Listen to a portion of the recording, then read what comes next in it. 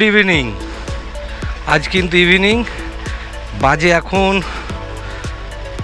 8:05। আমি একটা রাইডে বেরোচ্ছি। আপনাদের তো আগেই এটা আমি ডিক্লেয়ার করেছিলাম যে আমি একটা রাইডে বেরোবো। তো যাই হোক, সেটা ম্যাটার নয়। ম্যাটার হচ্ছে যে বেরোতে আমার 1 ঘন্টা দেরি হলো। তার পেছনে কারণ হচ্ছে সামনে দেখুন বৃষ্টি কেরাম হলো। বাপরে বৃষ্টি, প্রচুর বৃষ্টি হয়ে গেল, মানে বলে বোঝাতে পারবো না, মুষলধারে বৃষ্টি হয়েছে। যাই হোক চলুন রাস্তায়, তা যে রাতের বেলা খুব একটা করব না। যাই হোক, রাস্তা অনেকটাই আছে, চলুন যেতে যেতে বাকিগুলো সবই দেখাবো। আর এই আমার জ্যাঙ্গোকে পুরো রেডি করে নিয়ে এসেছি, চলুন যেতে থাকি। আমি এখন দক্ষিণেশ্বর ব্রিজ ক্রস করছি। দক্ষিণেশ্বর মন্দিরের আজকে আলোই জ্বালায়নি, কেন জানি না, ইলেকট্রিকের কিছু প্রবলেম আছে, নাহলে ব্রিজের আলোও জ্বলছে না, এরকম একটা কিছু ব্যাপার আছে। যাই হোক, মাকে একবার স্মরণ করে নিয়ে অ্যাক্সিডেন্টের পর এই প্রথম বড় রাইডে যাচ্ছি। জয় মা, মা সহায় থেকো মা। চলুন। বিশাল জ্যামে পড়েছি বেলগড়িয়া এক্সপ্রেসওয়েতে। সেই কখন থেকে দাঁড় করিয়ে দিয়েছে গাড়ি, নরণচরণ তলা দিয়ে বিটি রোড যাচ্ছে, ব্যারাকপুর ট্রাঙ্ক রোড ওটা। তো কী আর করা যাবে, এইভাবেই দাঁড়িয়ে থাকা ছাড়া কোনো উপায় নেই। রাইড স্টার্ট হয়ে গেল। তো যাই হোক, এরম করেই আস্তে আস্তে চলে যাব। এখানে প্রচুর জ্যাম, বেলগড়িয়া এক্সপ্রেসওয়ে প্রচুর যায়। সামনে আমাদের কল্যাণী রোড ধরে দেবো, নতুন ব্রিজ চালু করে দিয়েছে। আগে তলা দিয়ে যেতে হতো, এখন ব্রিজের ওপর দিয়েই বেরিয়ে যাব, এই একটা সুবিধে। দেখা যাক কতদূর কি করতে পারি। গিয়ে এইখান থেকে আমরা বাদিকটা নেব এইবারে।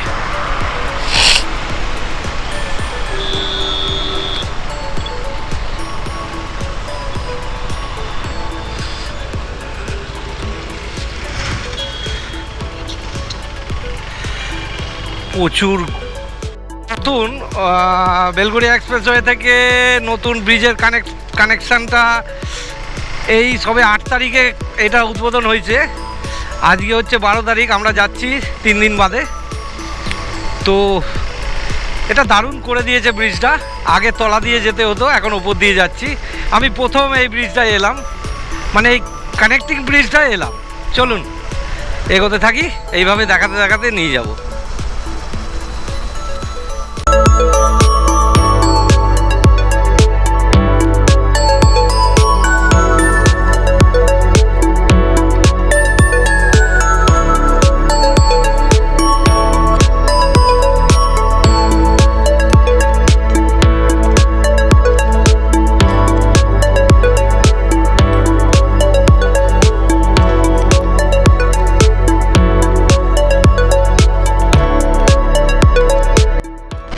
যদিও রাতের বেলা, তাহলেও রাস্তাটা কিন্তু ঝাকাস বানিয়েছে ভাই, দারুণ।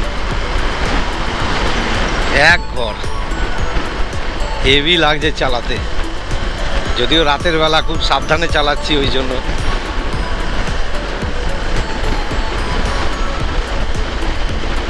দারুণ লাগছে, দারুণ। আশা করছি তাড়াতাড়ি ঢুকে যাব কাপা মোড়, ওখান থেকে বড় জাগুলির রাস্তা ধরবো আমরা।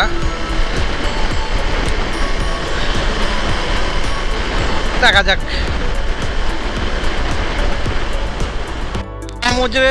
কাপা মোড়ের ব্রিজটা কল্যাণী রোডে সংলগ্ন, যেটা জাগুলির দিকে যাচ্ছে, সেই রাস্তাটা খুলে দিয়েছে। এই দেখুন, এটাও যেমন ওই বেলগড়িয়া রোডের কানেক্টার ছিল, আর এটা হচ্ছে আমরা যে রাস্তাটা ধরে বড় জাগুলি, মানে হরিণঘাটা হয়ে জাগুলি যাব, সেই রাস্তার দেখুন এই ব্রিজটাও খুলে দিয়েছে। কি সুন্দর করেছে ব্রিজটা, দারুণ, কত বড় দেখেছেন, পুরো মনে হচ্ছে বিদেশ। দেখুন আশপাশগুলো দেখুন, কি লাগছে। ও চলুন এরকম করেই দেখাতে দেখাতে নিয়ে যাব। কি বিশাল ব্রিজ হয়েছে দেখুন, ওদিকটা দেখতে পাচ্ছেন, লাইটটা দেখেই বুঝতে পারছেন, স্বাভাবিক। দারুণ দারুণ, হেভি লাগছে, দারুণ দারুণ।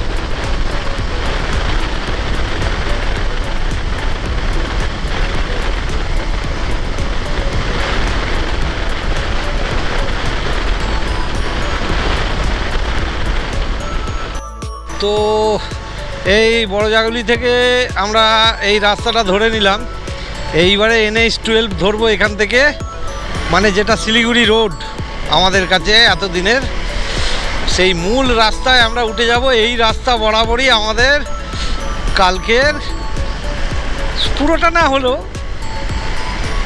প্রায় 90% 80% এই রাস্তা ধরেই আমাদেরকে যেতে হবে। চলুন এইভাবেই যেতে থাকি। আমরা নেক্সট স্টপ নেব কৃষ্ণনগরে, ওখানে একটু খাওয়া দাওয়া করতে হবে, তার আগে একবার চা খেতে হবে। কৃষ্ণনগর ঢোকার আগে একবার চা খেয়ে নেব।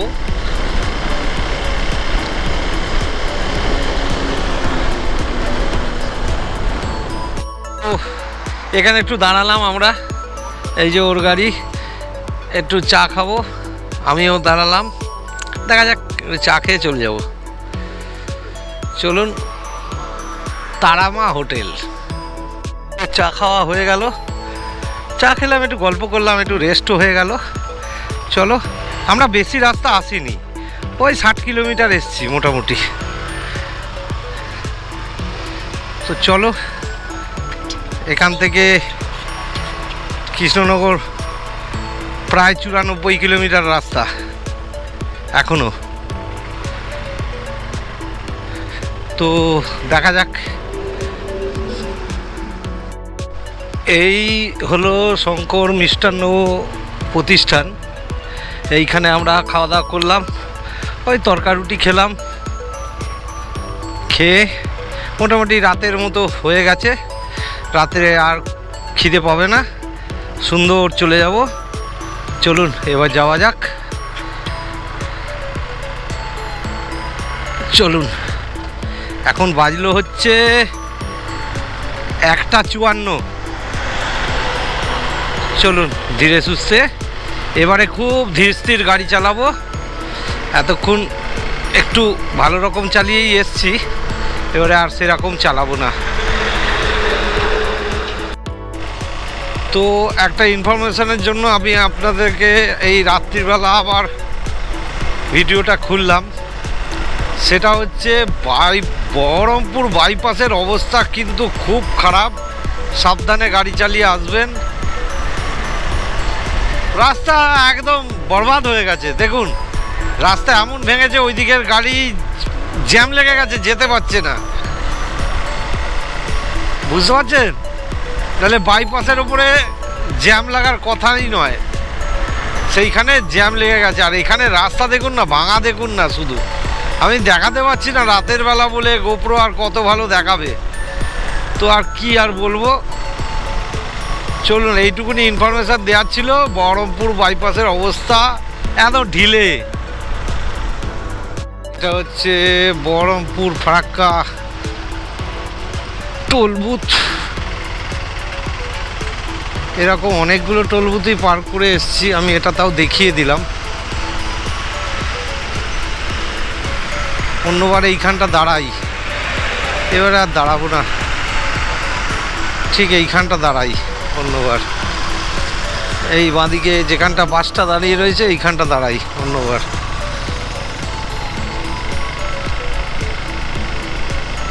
ঠিক আছে, চলুন এইভাবেই দেখাতে দেখাতে নিয়ে যাচ্ছি। ঠিক ফারাক্কা ব্যারেজের আগে আমরা দাঁড়িয়েছি, একটু প্রকৃতির ডাকে সাড়া দিয়েছিলাম, আর কিছুই না। তো সামনে একটু কুয়াশা আছে মনে হচ্ছে। চলুন আস্তে আস্তে এগিয়ে যাব। তবে সকালের আলো ফুটছে, আস্তে আস্তে অনেকটাই আলো ফুটে গেছে। তো চলুন এগিয়ে যাই আস্তে আস্তে। ও দাঁড়িয়েছিল আমার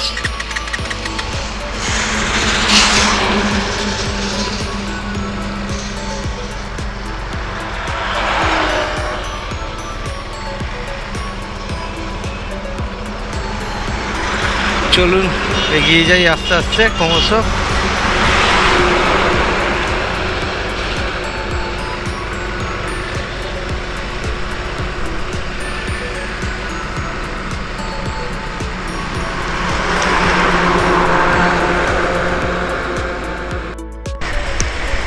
আমি এখন ফারাক্কা এনটিপিসি অঞ্চল দিয়ে পাস করছি।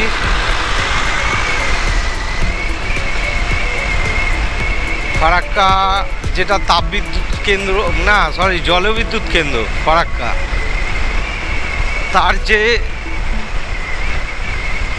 টাউনশিপটা আছে সেটা এখানেই।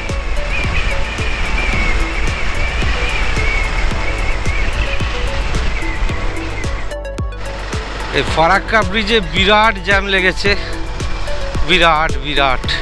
সে কত দূর থেকে দেখুন জ্যামটা লেগেছে।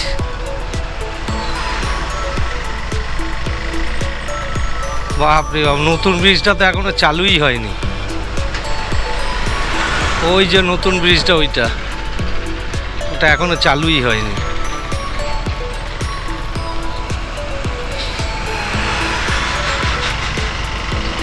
পুরনো ব্রিজে সে আমি আধ ঘন্টা ধরে এই জ্যাম কাটিয়ে কাটিয়ে যাচ্ছি, এখনো মানে কি আর বলবো, ফারাক্কা স্টেশনই আসিনি এখনো, ব্রিজ তো পরের কথা।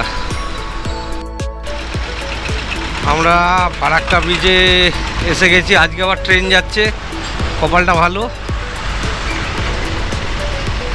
এই হচ্ছে ফারাক্কা ব্রিজ।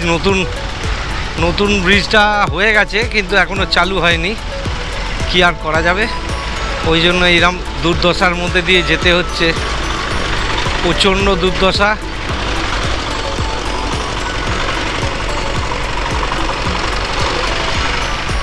কি আর করা যাবে, এই হচ্ছে ফারাক্কা ব্রিজ, আর কি বলবো। এই দেখুন এদিকটা পুরো কুয়াশা, প্রচুর, কি দেখাবো, প্রচুর কুয়াশা রয়েছে।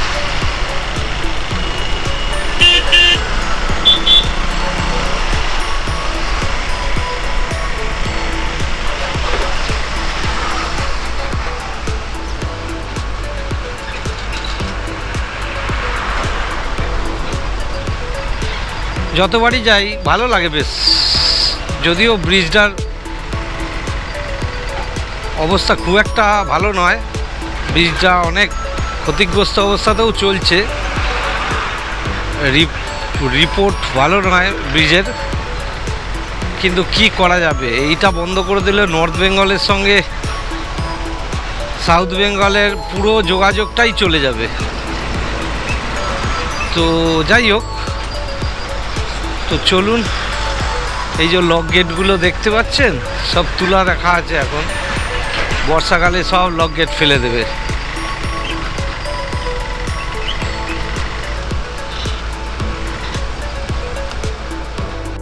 বাদে এই ফারাক্কা ব্রিজের ওপরে ট্রেন যাচ্ছে, একটা মেল ট্রেন যাচ্ছে, এটা দেখতে পাওয়া যায় না চট করে, খুব কপাল থাকলে দেখা যায়, আমি আজকে দেখতে পেলাম, দারুণ দারুণ।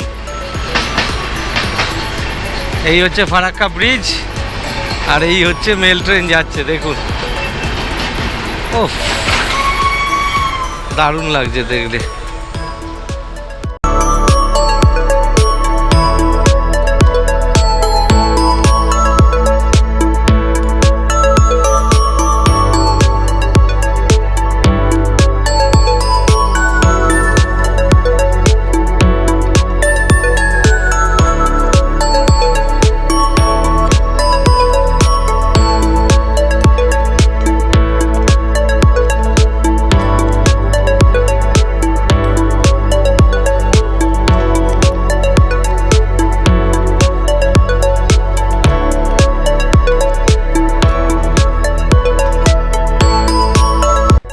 একটা টোল বুথ পড়লো, এটা হচ্ছে ফারাক্কা রায়গঞ্জ টোল বুথ।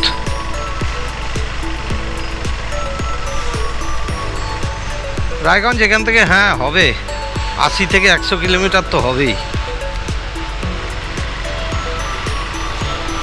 চলুন এইভাবেই দেখাতে দেখাতে নিয়ে যাব। আমি টোল বুথটা পার হয়ে চলে এলাম। আমি এখন মালদা বাইপাসে রয়েছি। এই মালদা বাইপাসে ঢুকলাম জাস্ট। এই মালদা বাইপাস দিয়ে বেরিয়ে যাব। এরপরে আসবে এখান থেকে ফার্স্ট জায়গা পড়বে যেটা হচ্ছে গাজল। চলুন, তারপরে রায়গঞ্জ ফায়গঞ্জ সবই পড়বে। চলুন আপনাদের সবই দেখাবো। এখানে একটা বড় ব্রিজ পড়লো মালদাতে।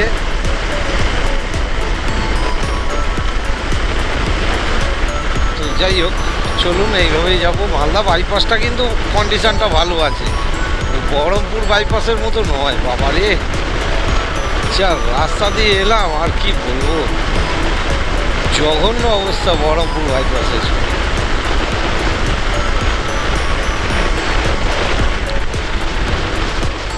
ও একটু দাঁড়ালাম, মালদা বাইপাস ছেড়ে এইখানটা এসে দাঁড়িয়েছি এই কারণে একটু চা খাবো। তো দেখা যাক, চা পা খেয়ে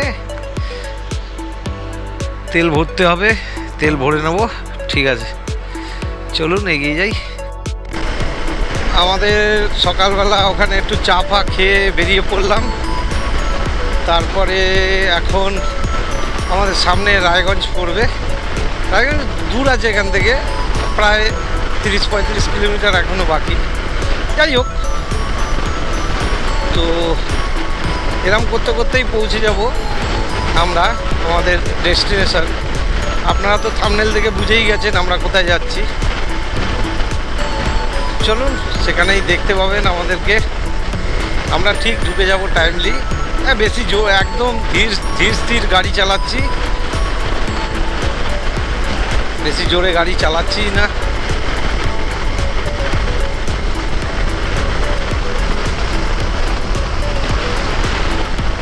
চলুন এইভাবে দেখাতে দেখাতে যাব। ওয়েদারটা কিন্তু কুয়াশাচ্ছন্ন।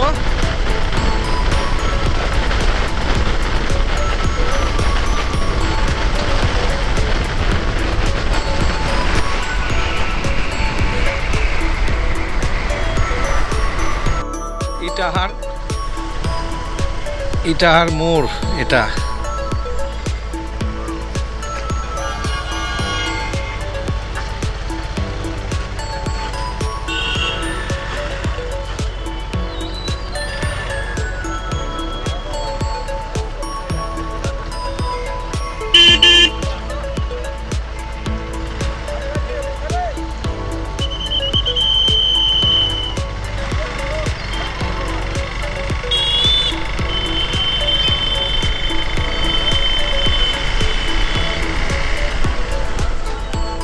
আমরা এখন রায়গঞ্জ বাইপাসটা পার করছি। এই সবে ঢুকলাম রায়গঞ্জ বাইপাস। এই রাস্তাটা সোজা ডালখোলা যাচ্ছে। চলুন আপনাদের দেখিয়ে দিচ্ছি। রায়গঞ্জ বাইপাসটা বেশ চওড়া। আমি 2022 সালে প্রথম রায়গঞ্জ বাইপাসে এসেছিলাম। তখন তার কিছুদিন আগেই এই রোডটা উদ্বোধন হয়েছিল, মানে ওপেন হয়ে গেছিল। আমি তখন এসছিলাম।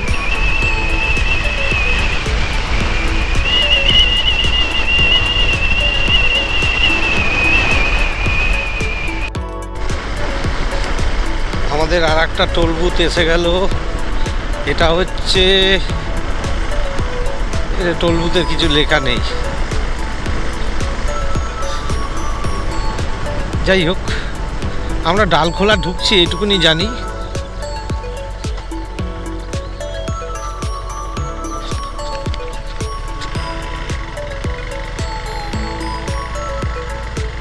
এটা ডালখোলা এখান থেকে ওই 40 কিলোমিটার মতো আর বাকি আছে।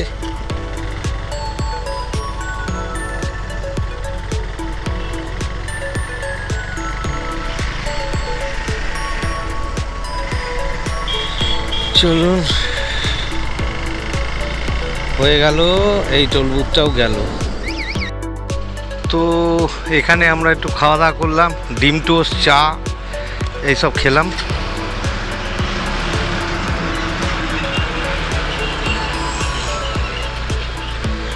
চলুন এবারে বেরিয়ে যাব। আমরা এখন রায়গঞ্জেই আছি, এটা রায়গঞ্জ এরিয়ার মধ্যে ঢুকে গেছি।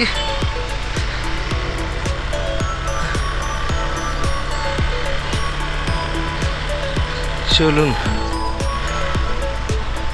এই রায়গঞ্জ বাইপাস চলছে এখনো, এটা বাইপাস রায়গঞ্জের।